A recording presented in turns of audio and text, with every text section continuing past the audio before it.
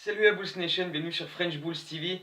Juste avant de revenir sur le back-to-back qu'on a réalisé ce week-end et les deux belles victoires des Bulls, juste un petit mot pour évoquer le fait que j'ai dépassé les 3000 followers sur Twitter. Perso, je trouve ça assez fou, quoi. 3000 followers, c'est un truc quand même assez dingue. Sachant que je fais pas une énorme pub pour attirer un max de followers ou quoi, parce que c'est pas ce que je recherche en priorité, je m'en fiche un peu. Mais voilà, 3000 c'est quand même un beau chiffre et ça montre que voilà, il y a du monde qui s'intéresse voilà, aux Bulls et voilà, sur les articles que je fais, sur les live tweets, les vidéos, etc. Donc c'est vraiment plaisant. Donc merci vraiment du fond du cœur, ça fait super plaisir. Il y a pas mal de followers en plus aussi sur le compte YouTube, tu vois, il y a 82 je crois, j'ai regardé la dernière fois, donc ça grimpe petit à petit. Pendant un moment c'était bloqué autour des 60 et là ça grimpe, donc ça fait plaisir. Donc voilà, continuez à partager, à faire passer le message, etc. Ça fait super plaisir. Donc retour sur le week-end des Bulls avec ce back-to-back super intéressant. Deux belles victoires et donc trois victoires consécutives avec celle contre Memphis avant la coupure All-Star. On s'est déplacé à Orlando vendredi, Chris Dunn était de retour. Euh, on a eu un peu de mal au début, on n'est pas bien rentré dans ce match. Euh, des attaques du cercle, on s'est pas mal fait contrer. Orlando qui a bien défendu aussi, faut le dire.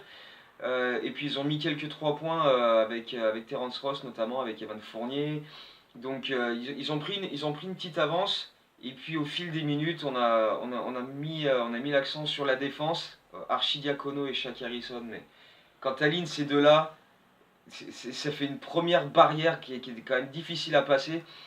Et du coup, ça nous a permis de nous relancer. Et ensuite, on a été mieux offensivement par notre défense. Donc la défense a créé l'attaque. On a eu des transitions. On a eu un Lavigne qui était en feu sur les deux matchs. Bon, Markkanen aussi, mais Lavigne, franchement, trois paniers à 3 points juste avant la mi-temps, dont un au buzzer.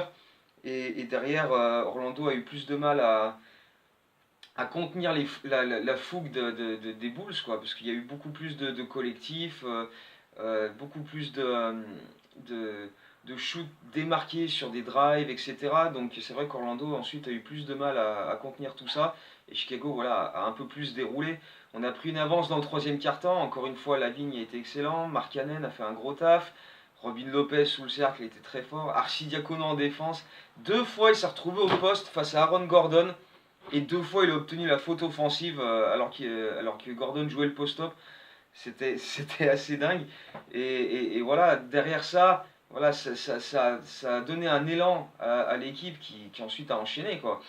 On s'est retrouvé sur une fin de match serrée quand même parce que bah, Orlando a quand même réagi. Vucevic a fait du gros taf inside.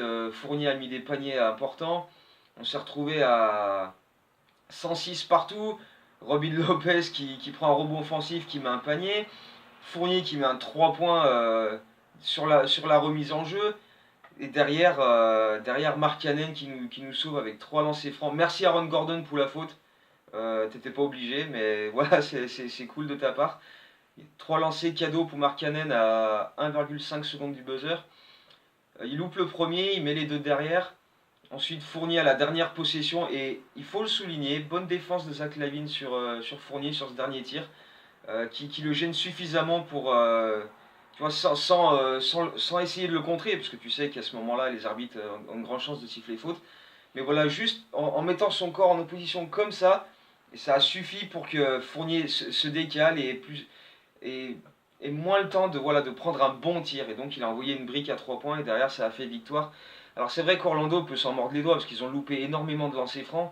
DJ Augustine qui en loupe deux dans le crunch time, c'est vrai que c'est rare pour lui, qui est un excellent shooter de lancers francs. Mais sur l'ensemble du match, ils en ont loupé un paquet et c'est vrai qu'ils auraient pu aller chercher cette victoire s'ils avaient été plus adroits au lancer. Mais bon, on va pas s'en plaindre.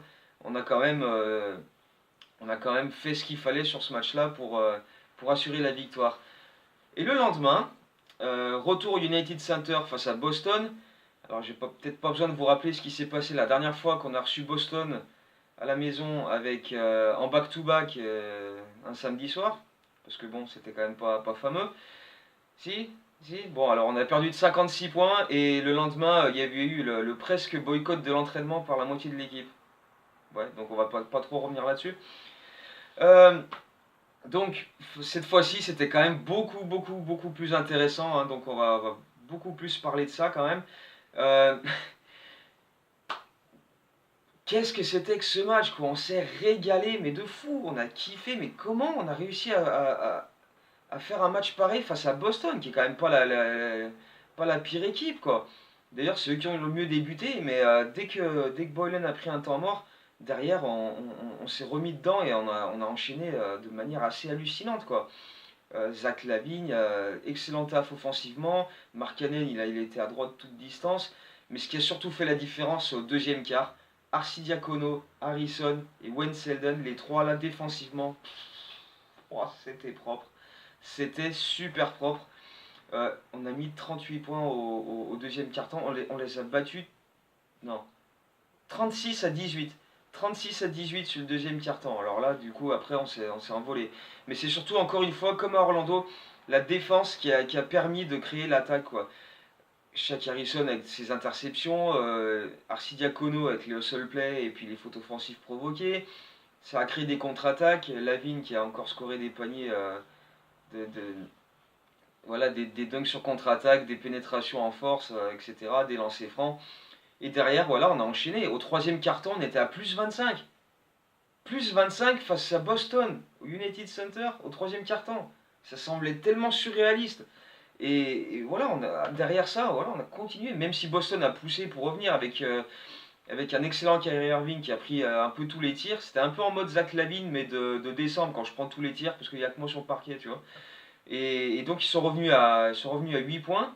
Mais derrière, tu vois, les Bulls, à l'expérience et surtout à la confiance, parce qu'en ce moment, la confiance, elle est là, tu vois. Ils ont géré le match, ils n'ont pas paniqué, ils ont continué à développer de bonnes séquences offensives, des attaques du cercle de Markkanen et de Lavigne, des 3 points démarqués, des systèmes bien exécutés.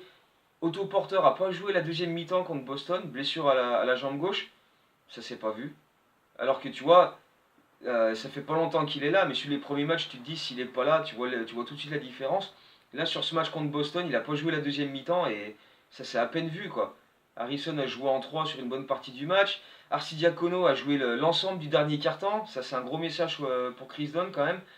Donc, voilà, c'est quand même extrêmement positif tout ça. Donc, à part pour Chris Dunn, du coup, sur ce coup-ci, mais comme évoqué déjà depuis plusieurs vidéos, c'est vrai que pour lui, ça devient un peu de plus en plus compliqué au fil des matchs.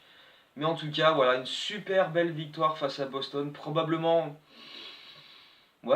la plus belle de la saison. Bon, on n'en a pas eu énormément, mais celle-ci, elle fait quand même vraiment plaisir. Parce que là, on tape un gros à la maison. On avait déjà tapé OK ici. Mais voilà, celle-ci, dans les circonstances actuelles, voilà, on montre qu'on monte vraiment en puissance. D'ailleurs, les stats depuis février et même en comptant le dernier match de janvier, c'est vraiment intéressant. Ça fait 9 matchs, donc avec le dernier match de janvier où on a gagné à Miami. 9 matchs, 5 victoires, 4 défaites, donc déjà rien que le bilan comptable est excellent.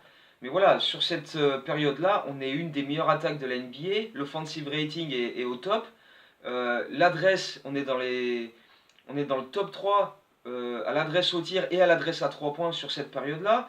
On est une des équipes qui perd le moins de ballons aussi sur la période. On perd 12 balles par match en février. Donc c'est vraiment excellent.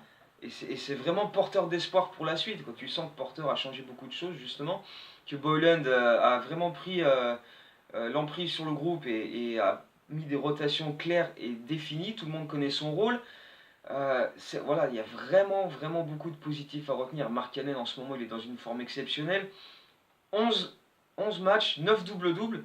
Et il y en a un où la NBA a revérifié les stats, il lui a enlevé un rebond. C'était le match contre Memphis avant la coupure. Et donc il a fini à 9 rebonds sur ce match-là, mais sinon il avait un double-double. Mais voilà, Zach LaVine, pareil, on l'a dit déjà dans la dernière vidéo. En ce moment, il est en excellente forme, une meilleure sélection de tirs. Il a une plus grande confiance en ses coéquipiers, et notamment Mark Cannon.